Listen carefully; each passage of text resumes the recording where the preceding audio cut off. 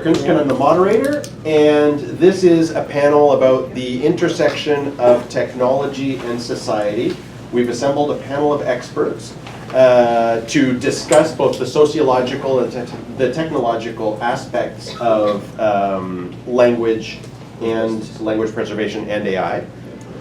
What we're going to do is I'm going to provide a brief introduction. Each of the panelists is going to provide a brief introduction, then tell as well one line on why they think they're on this panel. We're going to have a conversation up here for probably about 35 to 40 minutes. I'll have questions, there will be discussions, these people are really smart. At that point, I will open questions up from the audience, and then we'll have fun. So, because the panel description is not in the program book, because Maria is doing well and saving money in the environment, hundreds of languages around the world are in danger of vanishing, but there are ways to improve their chances of survival, particularly AI-mediated translation. How might emerging developments in AI help us tackle the problem of disappearing languages? Will a universal translator be part of the solution? What will free instant dubbing of movies and TV shows do for the maintenance of minority languages? And what are the potential pitfalls and alternate solutions to maintaining our diversity of language? I came to this panel because partly I've been exposed to some new AI technology. I've been stunned to see that I can get into a cab in Beijing and I can't say anything and I'm pointing at the directions that the hotel wrote down for me, and the guy suddenly goes onto his phone and says something, and then all of a sudden there it is written in English on his phone. And I'd never seen that before. And at the same time, my family is Quebecois, and obviously we've just been through 40 years of political seizures in Canada, partly about the preservation of the French language. And frankly, I've been following my friend Odjick for a few years on Twitter and other things, and it's been inspiring to watch his leadership on language preservation. And so I wanted to pull together some of those ideas and put technology and society together and have people talk about that. So maybe that's the introduction to the panel. Maybe what we'll do is have each person introduce themselves, say one line on why they think they're on this panel, and we'll then begin. Jay? Sure. So yeah, Kwe, Odjick, Indigenous, that's a little Algonquin for you. That's my racial background. I'm from the Kinigan-Zibi Anishinaabe community, which is about an hour and a half away. And what I said initially is, hello, my name is Odjick. I'm a writer, artist, television producer, children's book illustrator, jack of all trades, master of absolutely none. You draw damn well. Okay, thank you. I did mine. Yeah, basically, I'm most known for a graphic novel called Kugagi the Raven that I also adapted into, well, I didn't do it alone, there was a crew of talented people who adapted it into an animated series that airs in Canada, the United States, and Australia now. We did two versions of that, one in English, one in Algonquin, and one that combines the two. It was super easy to find a company who knew how to do subtitles from Algonquin into English. Not at all, actually. Also super easy to make the words match up to the moving mouth. Algonquin's a bit longer than English.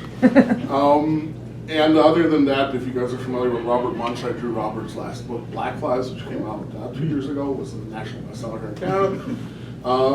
And the other thing, I think the reason what Derek was speaking about earlier was, I started doing this thing on Twitter called the Algonquin Word of the Day. And initially it was just a text thing where I'd post a word and then post a translation Algonquin and clumsily try to provide a phonetic guide on how to pronounce it. And I realized that at the end of the day there was a lot of interest, especially from educators and younger people in this, but that we could be presenting it in a more engaging or dynamic way than just text. So I started creating what I was calling digital flashcards, which are just a quick illustration by me with the word in Algonquin underneath, and telling teachers, look, just go ahead and print it, print it for free, put it up in your classroom.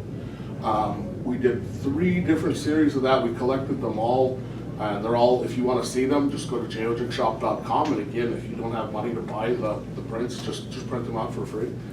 And what we're doing now is we're taking the Algonquin Word of the Day stuff we've done, We're having somebody record the words and say them slowly so people can learn how to pronounce, because it is really new for a lot of people.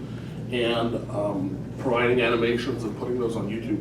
So we just started doing that because there's a lot of people who are like, okay, it's great to be able to read it, but we don't know how to pronounce it. So we're trying to start with simple words and not throw people in off the deep end, because there's a lot of stuff that sometimes people ask me, how do you pronounce that? And I'm like, I'm not really too sure. So that's my angle on things. And so far as AI and technology goes, I'm maybe not the most qualified to speak about it, but I think I'm on the panel because of my expertise with language preservation and clumsily trying to use technology to achieve that goal. Thanks. I'm a lot less interesting than Jay, so I should have sat over there. So, although you guys are very interesting too. I'm Jason. I'm here because I've worked with artificial intelligence in the context of education, and how I gave a talk on this last year, which was exciting. And particularly what my research has looked at is how we can integrate agents as conversational partners. So that's one of the things that I'm approaching this panel from, because we know that practice is so important for preserving language, even the language you have. My partner and I moved to Alberta a few years ago, and I would have lost all my French if it weren't for French dish time. Right, Daniel? So we could imagine applications where we have conversational partners. If we're not fortunate enough to have a romantic partner or a good friend who speaks the language that we're hoping to keep or hoping to learn, there's lots of exciting opportunities for having virtual partners who would, again, have some artificial intelligence background to them, and some of the techniques that are continuing to evolve with regards to particularly speech to text, and because we need to convert text files, but perhaps not in the near future to be doing translation in real time. The more kind of quick algorithms and opportunities we have for high-level recordings, flexible recordings to filter out noise, etc., the more we can do. I know that when I started doing research a number of years ago as my master's, we were using a piece of technology that since we're being filmed, I won't mention, and it was having a really hard time doing speech to text, and so much so that we just gave up. But we're a lot further now, and that really opens up possibilities for being able to have dynamic conversations, not only with people in other languages, as Derek mentioned, but also being able to have conversations with non-people when they can get back to us. I know there's been lots of interesting conversations too, as there need to be in terms of how we perceive and consider artificial intelligence and the role of and the boundaries in terms of human nature and etc. There. I also write science fiction and fantasy, and I avoided, there was a lot of retweeting going on about the Tesseract's 21 anthology, but now I'm now here. I'm like the last person to arrive. I just got in from Montreal about an hour ago, and I'm delighted to be able to join you. So I'll stop there. I don't know why anyone here ever says they're not interesting. And then goes on to say super interesting. Right? Yeah. Under promise, over deliver. Right? Yeah. My name is Leah Bobbit. I am an author, editor, longtime bookseller. Professionally speaking, I guess my last novel, An Inheritance of Ashes, won a small flock of Canadian SF awards, which sit on my shelf looking very awkward now. And I've recently had some short fiction at Strange Horizons and some stuff coming up in Uncanny Magazine. But why I'm here at the moment is that my degree is actually in sociolinguistics. And at this, I'm pretty sure, like not to do the underprops, I'm pretty sure anything I can do here, Tamara can do backwards better in it feels, because we have some field overlap. But I wasn't quite sociolinguistic. okay, but still, like we've talked shop enough that I'm like, yeah, I know much more about this thing. But what struck me about the panel, and I think what I'm hoping to contribute to the conversation, is when you are, linguistics is a bit of, I feel like it's more of a niche field than when you're in it you ever think. And it sometimes surprises me like what people understand about how language works, or what we natively, what of our instinct about how the language faculty works we have, and what you have to sort of do academically. But sociolinguistics is sort of the subfield of looking at language and the language faculty as not something we're like just neurological, biological, not just a communication tool, but a society building tool, community building tool. We make choices about how we use language. The smallest ones are, say, do you say in a sentence, I want something or I need something, you know, I should or I could. We make choices and we are constantly positioning ourselves with our use of language versus or with the group. Anyone who's into fandom will understand this. Fandoms have their own vocabularies, and what you're doing is it's ping response. And so I think on this topic, and I did do a little bit of work on language preservation, specifically West Coast Salish stuff. It's about an inch deep. But I want to bring into the discussion maybe the nuances of language is not just a tool we use to get things across to other people, to get things from other people. Language is culture bound. Language is a product of cultures. And I think what I want to contribute is to explore the complications of how bringing in machine learning, or you know, this idea, which is very interesting, of AI translation, etc. Dubbing like Western created shows in non-Western languages. What is that doing? How is that tangling or warping or fraying or drawing together the knot between languages and the cultures and the societies and the living, breathing human people who create them, and the circumstances of the living, breathing human people who are that language and that community? And what are the implications of that, basically? I'm going to be a bit of a downer, but I'll try not to. Thank you. I'm Tamara Vardomskaya. I have several stories published in Beneath Seas Skies, and actually I've just approved the edits for a story from coming out with Exile Editions in an anthology that is about the Evenki people and is based on research I did contributing to the Arctic Languages project, which required looking at a lot of resources, unfortunately most of them in Russian, but about the Evenki and other Siberian minority peoples. But in my otherwise life, I finished a PhD on linguistics this summer, which my dissertation was on subjective meaning.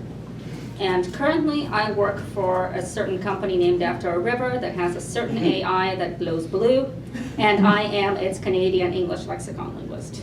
One of two. And unfortunately, I won't be able to tell you much about it, what I know, because my job is worth more than looking cool on a panel.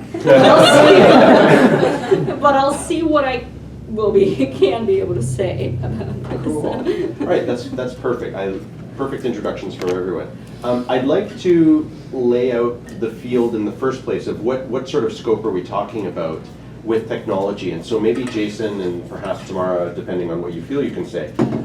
What are we going to be looking at in terms of language relevant AI, instant translations? What are we going to be looking at in the next 5 years to, let's say, 30? Like, is it going to be Jetsons? Like, where are we going? Maybe Jason, you can start, just so we'll have the start of a conversation we can all contribute to. Sounds good. Again, the angle that I'm approaching the panel from is, again, what we can do with AI as conversational partners. To kind of piggyback a little bit on what you were talking about, Leah, again, there's a lot of nuance and psychology behind being able to translate something and bringing the context with you. So it's not necessarily as simple sometimes as going from input output.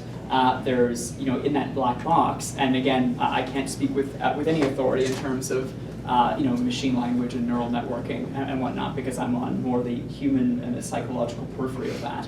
I'm looking at the implications of these things and applications. But I think what's exciting is that with the advent of new advances in this technology, we're able to go further with regards to the conversations. And some of the work that I've explored recently has been looking at how we can approach, for example, working with. So rather than necessarily taking orders as we do, or giving orders like with Siri, so it's like, Siri, do this. and kind of the nearly kind of slave-like relationship, which is kind of not really what we want necessarily. And there's been some work looking too at the effects of children learning to be like, Siri, do this for me, and whether or not that's training kids potentially to forget how to say please. Which would, of course, be problematic. So there's those considerations that we need to be aware of, and that we want to be practicing politeness, of course. But the other side, too, of things is that there's more interactions or more opportunities as these technologies evolve to be engaging in meaningful conversations and interactions, and that's specifically what some of the work I've been doing has been focusing on. So looking at our interactions with artificial intelligence as being more than, okay, I'm telling you to do something or you're telling me to do something, but actually working and forming a collaborative relationship. And we can use the word relationship very, very loosely, if we will. I think everyone in the room is probably a science fiction person, so probably not too much of a hard time doing that. And so that's what excites me with regards to this area. And language is a big part of that, because you've got to communicate your intent. You have to, when you're engaging in, for example, complex tasks, such as setting shared goals potentially for something you're going to work on, with artificial intelligence, whether that's represented as a person or represented as a pink elephant or whatever, those are all those nuances need to be captured. And if there's a misunderstanding, the artificial intelligence needs to be intelligent enough to be able to grasp that part. And so that's where, again, I think a lot of the human side, the cultural implications, etc., are really important to bring into our consideration. So it's more than, there's always a human side, or there always needs to be a human side to technological advances. And that's a big part of what one of the areas of work I do in human-computer interaction is essentially all about, is it making sure that there's a connection between technological advances so that these things, we as people, as human beings, with feelings, with ideas, with culture, etc., with backgrounds, are able to take advantage of these technologies, and that things work, that work well, that we're able to forge, hopefully, responsible interactions. And so I'll probably cut myself off there. Well, I'd be interested in hearing what There other is people have to say. actually a skill for Alexa, at least, to make kids say please to her. I believe it's called magic word. So that she doesn't work if you don't say There we please to go. her. I like that. But that also causes one to think about, it's reasonable to condition kids before they fully develop a theory of mind that you should say please.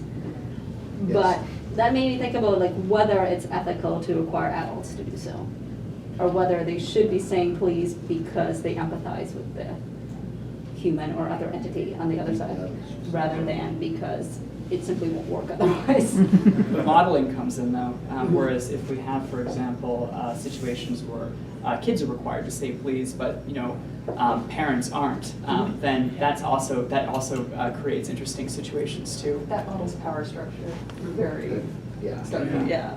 So just that's fascinating, the sorts of educational implications you're bringing up. And in fact, I was listening to a podcast recently where they were talking about using AI in a hospital setting, in a sick kids hospital, where they'll give a teddy bear that it is enabled with, or some other toy that's enabled with an AI that can interact with the child, and the child may give additional information to the teddy bear or something about how they're feeling, whether there's nausea or other symptoms, and that the bear can ask the child that, and that the child who is among strangers may respond better to the stuffed toy and then obviously the nurses and the doctors have all that information. And so it's, again, the intersection of technology and society. But before going to Jane now, let me just say, let's say that in the next 30 years, instant translation is going to go from the crude thing it is right now to very sophisticated in terms of, it's not going to catch all the social nuances. That's something we can discuss. Maybe it will.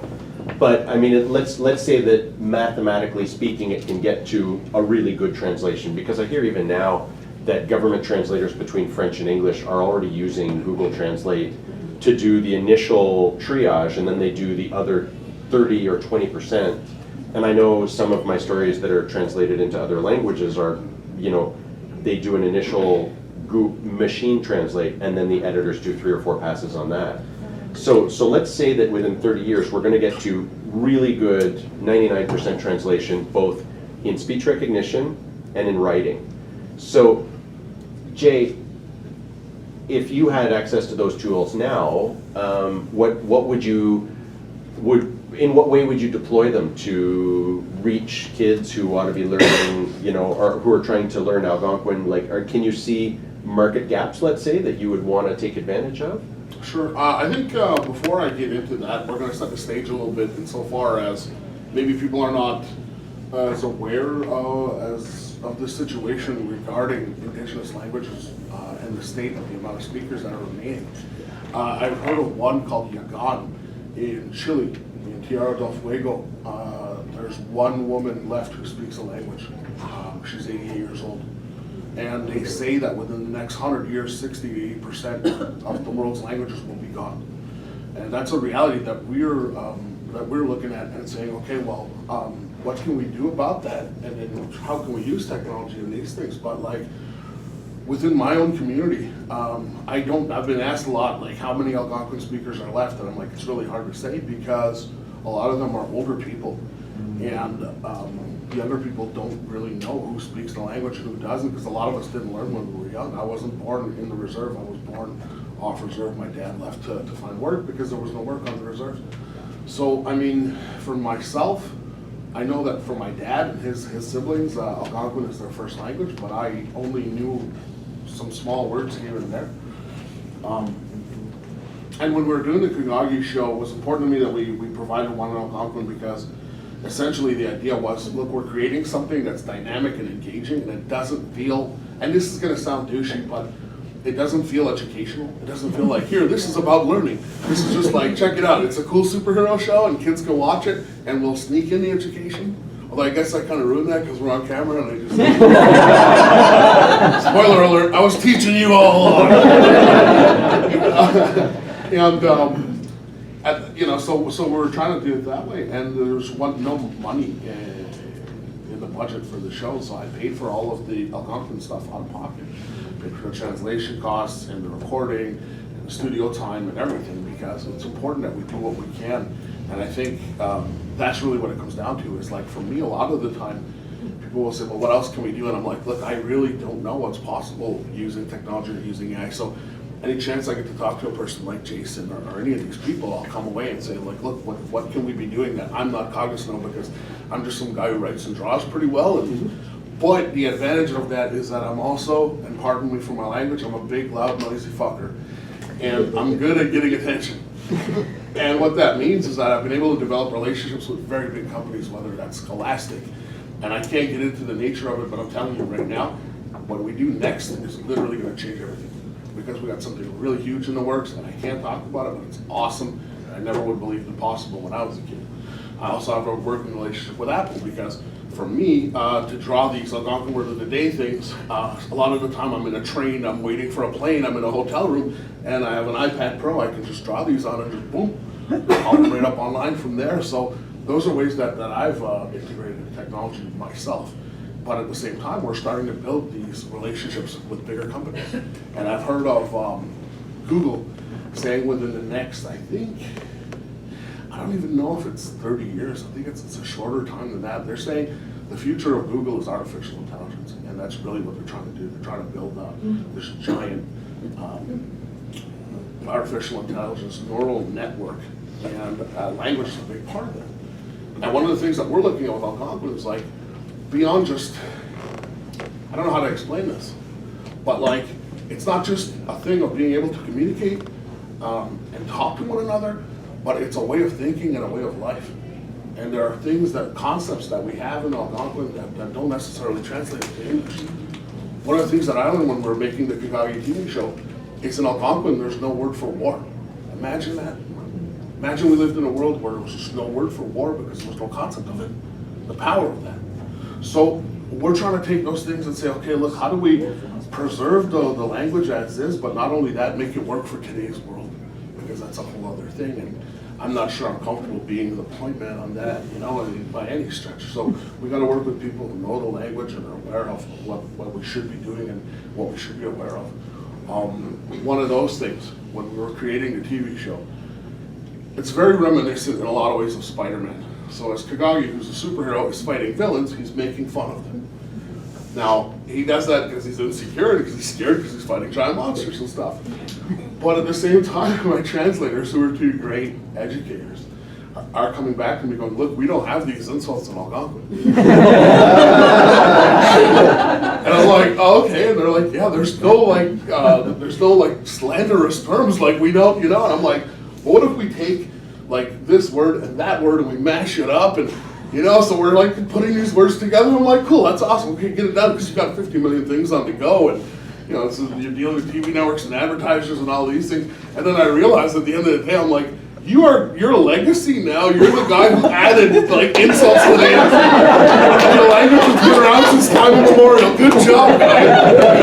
Wow. So we're just trying to do the best we can and trying to find ways that we can incorporate technology and things that I'm, like I said, really not that keenly aware of myself. I don't know how well that answers your question. I have so Duolingo for Hawaiian and for Navajo opened this week. Okay.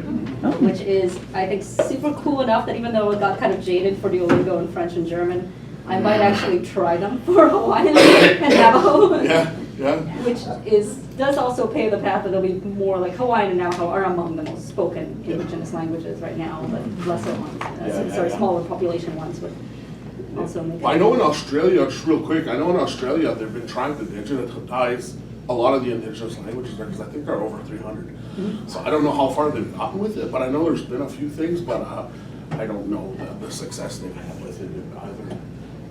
I'm gonna try to like take a few of like, I feel like Jay just threw a bunch of cool tennis balls that have concepts attached to them. I'm gonna try to remember those a little bit. So the thing Jay was mentioning about there are concepts in Algonquin that don't have, that there's a phrase for that. It's called cultural rich points. So that is, I mean, Schadenfreude is kind of one of those textbook examples. To take it from a little closer to home, it takes me about 10 minutes to actually explain to someone who did not grow up with Hebrew or Yiddish what a mitzvah is. That's a 10-minute talk and I've never quite got it on the center. So these are the things that they are so culturally bound that you need 50 pages of, you need the 90% of the iceberg that is below water to have that 10%. In terms of, so what I was thinking of as you're just guarding, trying to square that circle was also the insults. So I wonder when you were talking about also 90%, 99% of translation being, I was just thinking, oh, that doesn't happen. That's not going to happen. And not because of the nature of technology, but because of the nature of language. So language is, and it's not a static thing. It's the string you step in. It's not the same string twice. And I've always, even at the point where I was taking a course about preserving languages, I am uncomfortable with that phrasing of preserving languages because you preserve a dead thing. You pickle it. Yeah. It's heads and jars, right? But a living language moves. So it makes me, because what I was wondering, it was, okay, but whose language then becomes the official version? Just like that insults thing, we do not codify the ways people actually use language, right? If you look at the records we keep of what language is, and I think the very canonical example would be like the OED. If you look at the OED editions for a particular year, and yeah, actually at one point I gave a project which was for students to look at their birth year, the OED words that went OED's into Oxford English Dictionary. Oh, thank you, sorry. Sorry. Common ground See, here. we do not use that as jargon. People do not speak in language, they speak in jargon. They speak in slang. If you look at the OED editions, because every year the Oxford English Dictionary adds new words, what can you say about the culture of that year? Nothing, because we don't put the words we really use in the dictionary. We don't put the insults in the dictionary. We don't put fads and slang, and we speak an idiom, we speak an allusion. And the people who codify language, because I was thinking, like, it made me think, well, who is making the decisions about how that translation goes? Because even inside any given language, you have regionalisms, you have dialects, you have sociolects, which is how your friend groups talk, which are different from how other people's friend groups talk. Anyone who is in a long-term relationship, when you talk to your partner, can anyone else fucking understand it? No, it's inside jokes, right? We talk in reference. And the social power does not tend to accrete to the people who actually innovate language. Your major innovators of language, the people who introduce new terms, and a lot of them fall off, but some of them stick, are younger women aged about 13 to 26. Teenage girl. That's where language comes from, is teenage girls. The engine of how we speak about our culture is teenage girls. And there's the person who was probably the closest to my advisor, Sally Tepperman at U of T, did some serious work on well, it was like, Valley Girl like, right? Which is a really derided sort of feature. But who drove that, how it came to language, how it shows who changes language. But I don't think, it's gonna be a moving target. You encode your translation, it slips away, right? Because the things are coming in, and they're not coming in from people who are going to report. And if you've ever met teenagers, they take a nigh perverse pride in slipping expectations about identity. Teenagers are in identity formation. They don't want you to have them pegged. They want to be self-creating, right? And so it's that sense of slippery target that I wonder, because there's a point where if you are engineering systems to capture the cutting edge of a language and the cutting edge of language use and slippery target idioms, what you're essentially creating is a society-wide system of surveillance. I don't know how else you do that, and that's got implications. And Filmography does a fun job of exploring that. Yeah. I have a follow-up, and I add to that, because before I even entered this panel, even though I may be excited about Duolingo and stuff like that, I was thinking of the linguist Jeff Pullum, who wrote about in a blog post about the revival of Cornish. That's a language blog, the revival of Cornish.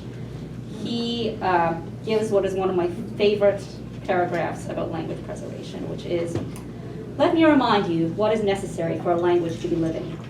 There must be little kids who speak the language with each other because it's their only language or else their favorite. Little kids who would speak it even if they were told not to. It is not enough that a community of grown-ups, squabbling or not, have learned it from books, or Duolingo, or read to each other each Tuesday night in someone's living room." Sorry, that almost moved me to tears, actually. And let me take that inflection point to ask this question to all four of you. If a language is learned from machine, whatever sociological stuff is behind it, does it change the nature of our relationship to that language, right? I am descended from many, many generations of francophones. I had to learn French in school, but I learned it from people, and I spoke it with my family when I went to Quebec.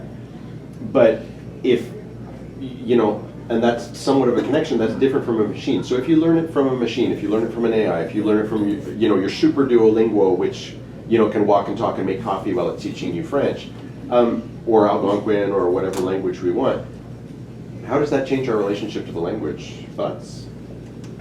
Maybe I'll have a very preliminary stab at that. It's a really great question. And I'm going to kind of take this back to that study you read about, or the situation you read about with the kid talking to the teddy bear and being more comfortable disclosing information to the teddy bear, and that was kind of like, oh, that's a big part of language and communication is again building in, and that to come back to that that human side again, to come back to the emotions. It's so important for us in language learning, in language communication, to be making sure we're bringing, not just, maybe not just the meaning, but kind of the context. And to avoid slipping into jargon, I'm not sure what word to use. But there's a lot of that there, and it can be the difference, for example, between I'm teaching adolescent development right now, which is more of a child development thing, so the wrong hat. But how would you, for example, as a teddy bear, so we're going to pretend they're teddy bears for a moment, in a pediatric care unit potentially, and you probably wouldn't, phrase your concern or your empathy, which I would imagine that would be a big part, and that's a big part of creating, caring social relationships, as well as their reciprocity in terms of, or reciprocalness in terms of building communication bridges. You probably wouldn't use the same language or the same terms. On one hand, on a technical level, with kids of different ages, but it's the same thing as you build a relationship with someone. You might be more informal. You might use more kind of colloquial language, or develop kind of your own network of references and examples.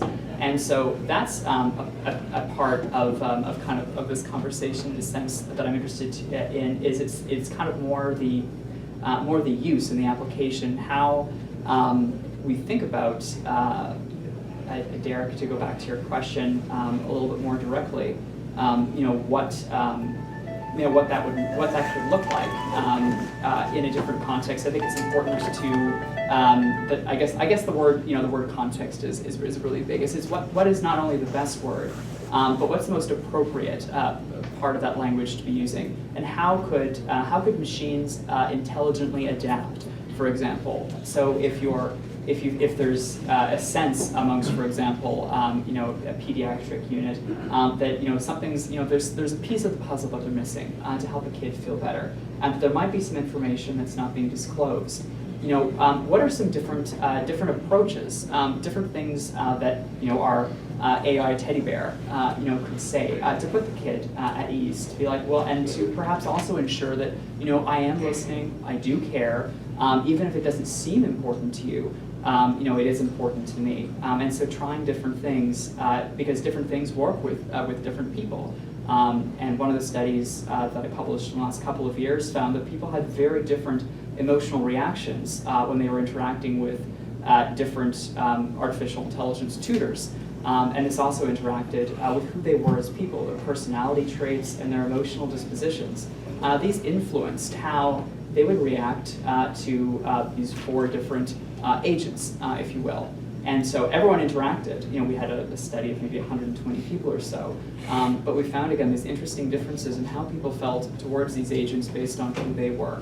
So I think that any conversation with regards to using artificial intelligence and other technologies needs to also be very human-centered, very person-centered, and ensure that adaptation is not just happening on the technical level, in terms of, again, what is the accurate word, but that there's a flexibility in the networks to be able to use the language adaptively, and to be able to make on-the-fly changes, just like people do, because we do this. If we're being too technical and no one's responding, which sometimes I do in the classes I teach, that I'm like, okay, let's throw in a more down-to-earth example, and I can do that as any person can.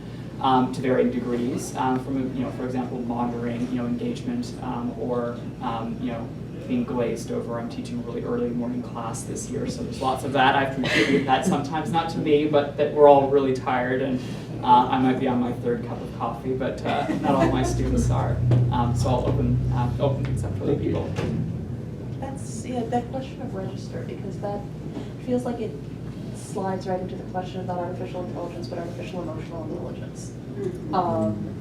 And which I'm interested in what it looks like to try to systematize or capture something that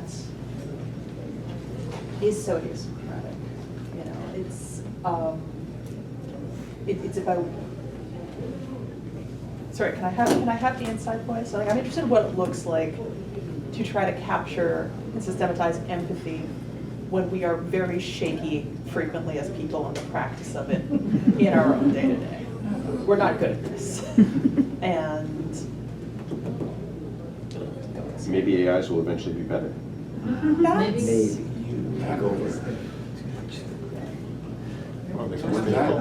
No. If AIs are being modeled after human society, and they're modeling their behavior after how we behave. Specifically, we were just discussing last night how it recently came out that Amazon's system of screening, Google's system of screening applicants for a job pool, if you mention that you're like went to a feminist college, like you get downgraded or something. Their AI for hiring just used all of their old applicants. So if the word woman appeared, like women's college or women's chess club team captain, it would downgrade those resumes and upgrade ones where there was specific like men-focused things, because it just based its learning on what it had been fed of all these successful candidates. And this is like, it was replicating the bias, and I mean, this is Yeah, coming with, that's what I was trying to say. visual recognition technologies that don't recognize black faces because they were only, tested on Caucasian faces. And I think this is where I get squidgy with the practice of having AI intermediaries between, and we were talking about this on the train yesterday, between, in relationships that are emotionally bound. There is a part of me that goes, that's very shiny, but I'm not sure. If a child is more comfortable disclosing their needs and their pain to a teddy bear than to a doctor, that's not a problem. That's a problem with the doctor. Yes. That's a problem with authority. That's a problem with construction of authority. This is not a language problem. This is a social authority problem. And I think I get very gun shy of what is a very pervasive right now, I think, tendency to try to technologize, disruptively innovate, it's set ourselves out of questions that are actually about problems in our social and interrelational power structures. It's not solving the problem, it's just doing a little thing on top. If I could just touch on the question real quick though, just based on the virtue of it being language, I think one of the differences will be like, by the time we actually get to that point where it's an AI-led learning system, that presumes that like other things are being taught that way primarily by AI, not by, for example, teachers, parents, all those things. The difference being that like kids won't be doing math together, but they'll be talking to one another. If they all have the same basis in that language, then they're going to be able to communicate with each other, which means they'll be helping to teach each other too. And I think one of the things we need to be cognizant of is the need for parents to get in on that learning too. And it can't just be like, this is for the kids, and you guys learn language and you keep it alive. The parents would need to be involved as well. And then in that way, it's primarily machine driven, but not 100% machine dependent maybe. So people, as we're communicating without even realizing it, we're all learning from one another every time we talk. So I think we need to keep in mind that like, what can we do to make sure that this is not just something that we look at machines and go, okay, we built you data, fix it. You know what I mean? Not an outsourcing. Yeah, exactly. But as just a tool, and saying, look, it's always going to be up to us to ensure that this is done, in the way that we've done things and that works. I love the conversation, but I want to make sure that we get a couple of questions. I know Duncan had his hand up. Go ahead. Okay. One of the questions I have, and I know you're talking mainly about spoken language and stuff like that. What about written languages, preserving that? I particularly mention that because a lot of languages in Canada, or First Nations languages in Canada, but none in the U.S. use the Canadian syllabics and the syllabic script and that sort of thing, which helps distinguish it quite a bit. Any thoughts from the panel? When we're talking, if this is helpful as context, when we're talking about language in a linguistic sense, generally one is talking about spoken language. Written language is almost a symptom sometimes, maybe. It's the difference between language and script. And does anyone, from a linguistic perspective, generally you are talking about spoken language as the core. It's always first because That's the way kids learn language. They will come to writing later. Well, it's the way we use language. I mean, writing is a convenience. Writing But the writing Writing is also how we is- remember. But writing is texting, basically. Writing, we could call somebody, but like, it's the. It's encoding. Yeah, it's a convenience food. But there's also other aspects. Now, part of the reason I mention that is because something that happened. Well, I think we got one question. I know we've got a few more, so let's just make sure we can get a bit to everybody. Linda, you had something quick? Yeah, this is going just a little bit beyond the whole AI thing. Scientists have actually achieved an 80% success rate in a recent experiment in direct thought to thought. Yeah. How do you foresee that affecting spoken language? What is it going to do to world communication? Because they're looking at this being an actual thing within 20 years. Yeah, but what I would say is that, like, if we could speculate on that, then by the time we get to that point, who's to say what the next advancement would be? So it becomes very hard, I think, because we can say there are things we can't fathom right now that in 20 years will be imminently possible. So I think it gets very hard when you get into that and say, look, how will this impact? Well, how will developments in 20 years impact that? And it could already be obsolete. So it's very tough, I think. Sorry, I know I'm talking a lot. Can I pick up on that? So that's interesting because, again, like I come back to the sense of what do we use language for? I think the core idea is that we use language to communicate. We also use language to obscure. We use language to position. We use language to imply. There's the universe of the unsaid.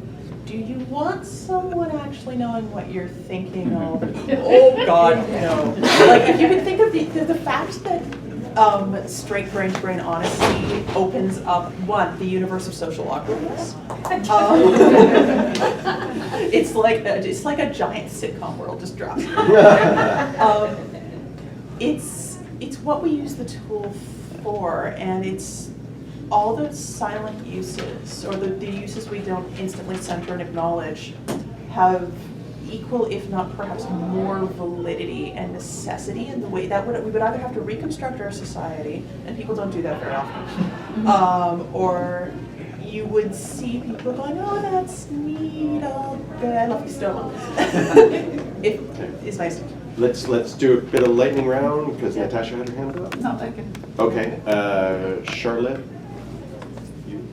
Well, I was just going to kind of go back to the idea of using AIs as surrogates in some ways, and wonder if, in all these cases, we're talking about these as supplementary, right? Like obviously, we would prefer the doctor that can speak to the child, but a benevolent technologist, if they can help by creating a technology that will help in the case of the doctor, isn't that good? Or when the child is not surrounded by good people, like I wonder if, are we talking about replacing our structures, or are we talking about helping? I'll come in and answer that. One of the reasons I'm jumping quickly to answer that is one of the questions I get most often is whether I'm trying to replace teachers, and the answer is no. So the word supplemental is very important in the work I do. And I think it's very important, the other point that you bring, which is sometimes we're dealing with very unideal contexts. Sometimes there's individuals that are just less socially skilled, that are perhaps dealing with trying to regulate their own emotions in a situation, and we deal in different ways and with different levels of effectiveness at managing our own emotions and expressing those. And so we can have situations sometimes where we might be really worried for someone, but how we express that can come across as mean or controlling or brusque.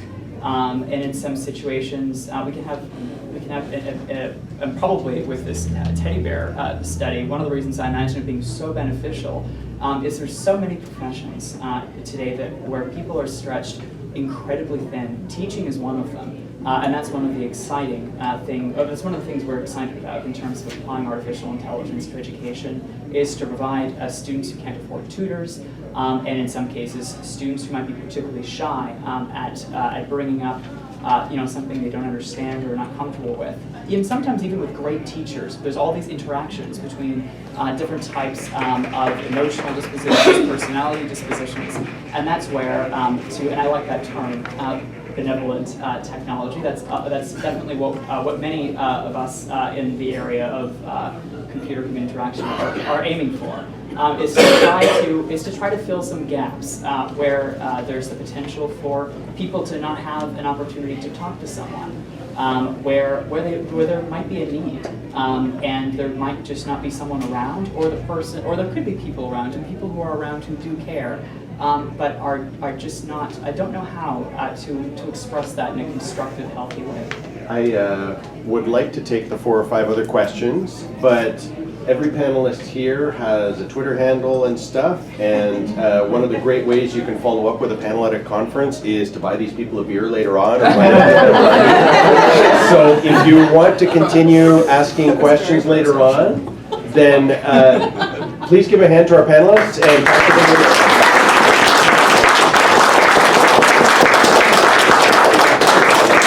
excellent work, guys. Thank you so much. This was a perfectly constructive panel.